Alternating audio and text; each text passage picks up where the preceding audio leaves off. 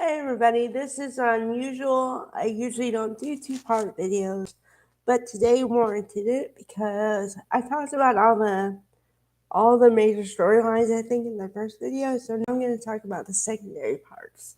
Um, because if I had talked about everything, then that video might have been 15 minutes or something. So I tried to chop it up.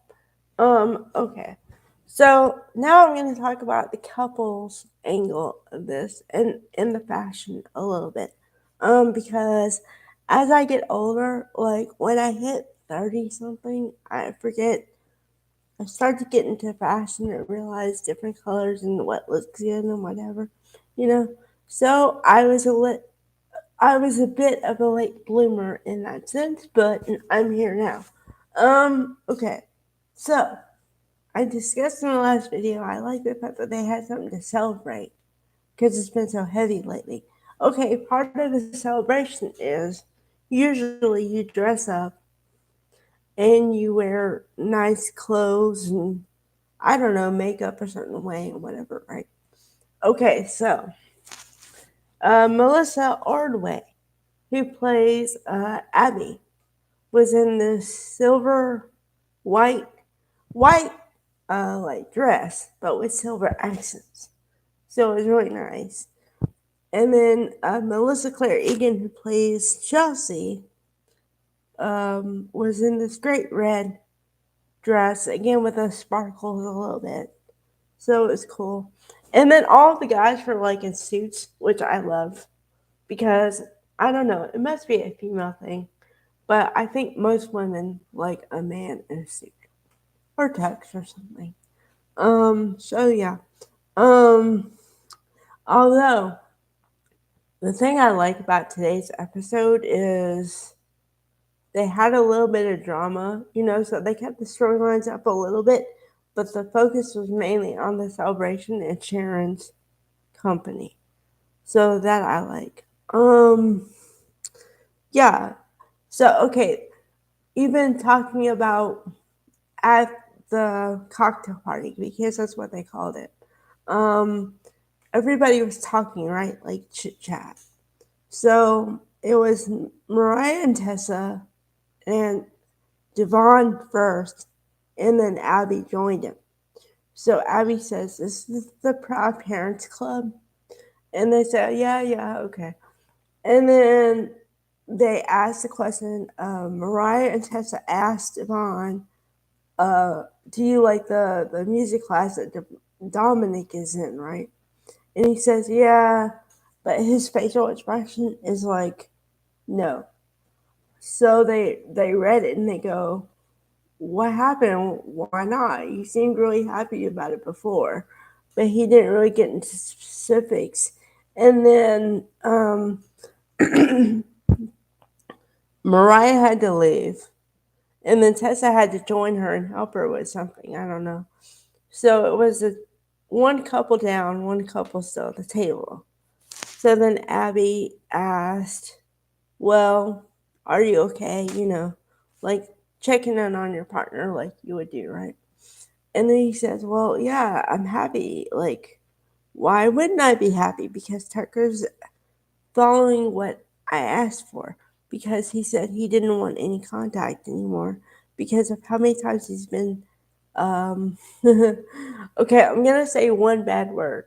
How many times he's been screwed over by Tucker, okay?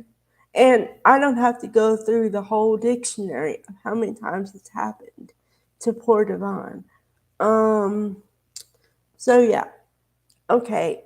And then another side of it is um it's really funny.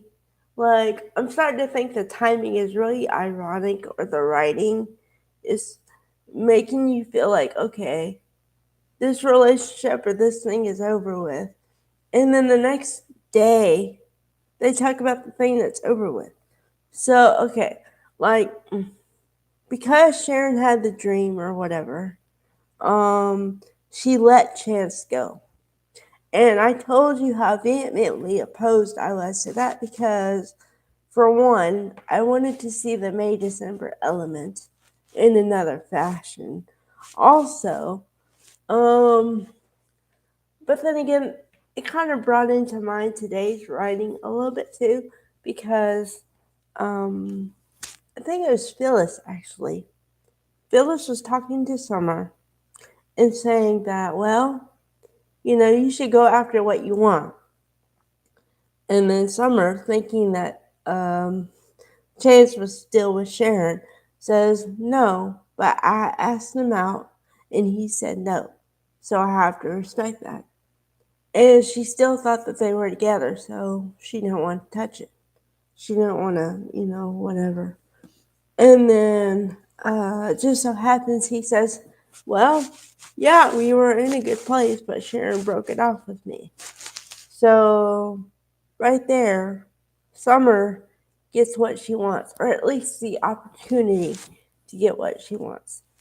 I understand how relationships evolve and everything, but I just don't like it how it feels like Summer gets everything she wants without even having to work or try for it.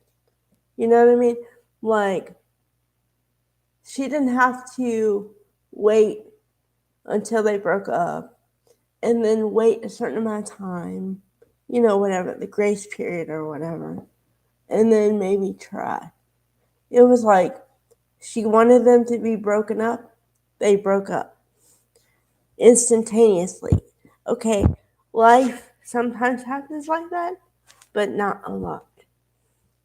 So that's why sometimes with these storylines, I don't buy it because life doesn't work that way. Okay, and then on the other couple front, Phyllis again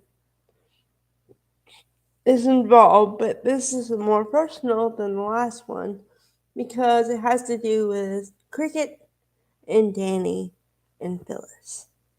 Now, for a recap, slight recap, Phyllis wants Danny. Why?